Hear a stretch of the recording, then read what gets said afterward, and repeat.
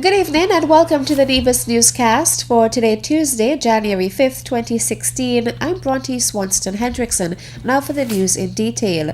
The Cicely Brown Integrated School earlier today received a new bus, complements the Nevis Island Administration in collaboration with the St. Kitts Nevis Anguilla Training and Development Company, TDC. Premier and Minister of Education, the Honorable Vance Amory, thanked Permanent Secretary in the Premier's Ministry, Wakely Daniel, Principal Education Officer Palsy Wilkin, and TDC Representative Tony Nisbet for the procurement of the school bus. It was only fitting that we make the investment to ensure that those children, some of whom, even though they may have challenges, they are really very loving and very willing to acquire whatever level of training and education they could get. And some, you would know from the history, who have gone through that exercise, so that institution, have in fact acquired or been employed in areas and gainfully employed. So we do not want to have any form of discrimination, and we think that it was only fitting that we provide them the same type of service to which the students attending the primary school and the high schools, which they receive. He presented the keys to Wilkin and urged all those who would utilize the bus to take good care of it. Wilkin accepted the bus on behalf of the school and explained the reason for the donation. It has really been a challenge for the school in terms of transporting the students back and forth doing their special programs and also at mornings. Our parents will no longer have to catch a bus, bring their children to the St. Thomas's Primary School, wait there for the regular school bus to finish their high school runs and then come back to get those students. I'm pleased that we now have a bus that will be able to go the whole route around the island to pick up those students as close to their homes as possible, get them to school and take them back. On behalf of the Cicely Brown Integrated School, on behalf of the Department of Education, the parents, teachers and students of that school, I do say a special thank you to the ministry, the Premier and TDC working in collaboration, in partnership to bring about this very important service to our students at the Cicely Brown Integrated. The Toyota Hiace mid-range bus has central lock-in, power steering and carries 15 passengers. The cost of the bus is $135,000. Wilkin presented the keys to the designated bus driver, Donald Newton, who gave it a test run. Also present at the handing over ceremony was Assistant Secretary in the Premier's Ministry, Kevin Barrett. As the Nevis Division of the Royal St. Christopher and Nevis Police Force held its New Year's service of Thanksgiving yesterday, Monday, January 4th, Superintendent Hilroy Brandy used the occasion to present the division's strategic plan for 2016 to 2019, its improved service delivery plan, and its 3-year service improvement plan. The aim of the plans, according to the divisional commander, is to keep people safe through the prevention and detection of crime and the protection of communities. To support our goals, we have identified the following priorities. 1. To reduce robberies and gun-related offenses. 2. To reduce break-in offenses. 3. To reduce drugs, gang-related offenses. And 4, to reduce traffic offenses. The 4-year plan, Brandy says, demonstrates a new level of thinking and understanding that it ought not to be business as usual. As the primary law enforcement agency in this country, we owe it to our communities to help to keep them safe and remove the fear of crime by our collective effort, commitment, and dedication to duty. Commitment, responsibility, and accountability will be built into the whole process of performance and quality service delivery, Brandy noted. If we are to keep our people safe, we have to be more visible, accountable, and accessible in what we are called to do. Policing with the community is how we do it. Policing with the community is about creating real participation between the police and community. A valuable partnership where policing not only reflect and respond to the needs of the community, but where the community also play an active role in delivering viable solutions. We committed to achieve all that is laid out in this challenging policing plan, but we cannot achieve success alone. Superintendent Brandy emphasized that it is only by working together can the target of a safer and peaceful society be achieved. To the community, the police cannot tackle crime alone. Safer street depends upon having a strong communities and active citizens. We need every partner agency, prosecutors, courts, probation officers, and jurors to play their part. Commander of the Nevis Division of the Royal St. Christopher and Nevis Police Force, Superintendent Gilroy Brandy.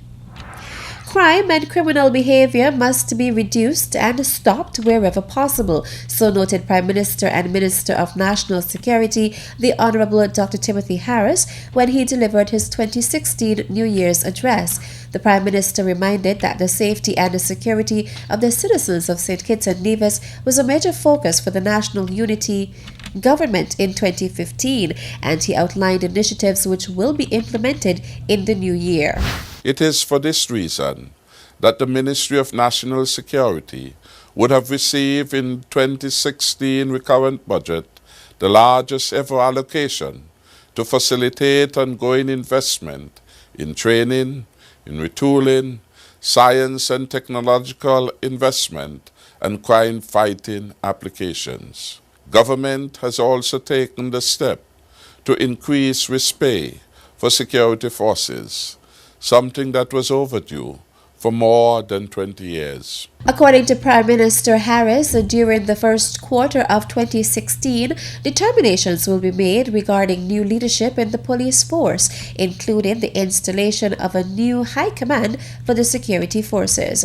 Whoever leads the police force, whether he or she is appointed or acting in the post, must embrace the synergies, the development of intelligence, the consistent application of investigative techniques and science, reliable reporting and record keeping that are also paramount in bringing the right persons to justice and obtaining appropriate convictions and sentences.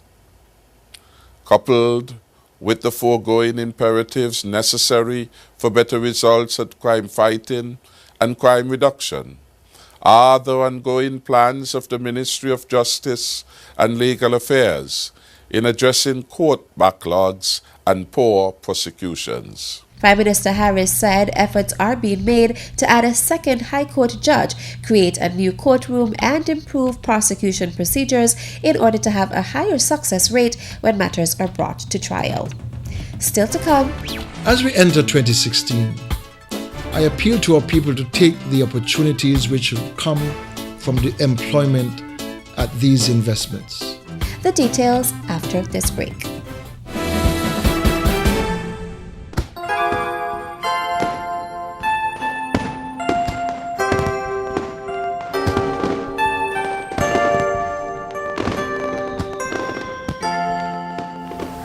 Time is like a flowing river. No water passes beneath your feet twice. Moments never pass you by again.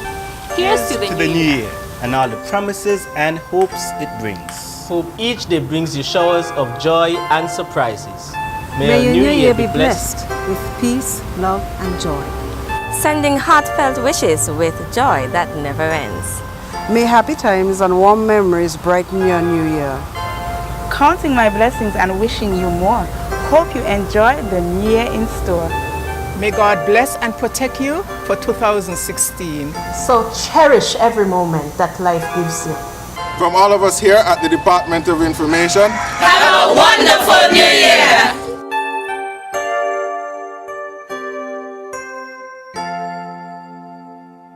Should all acquaintance be forgot, I never brought to mind.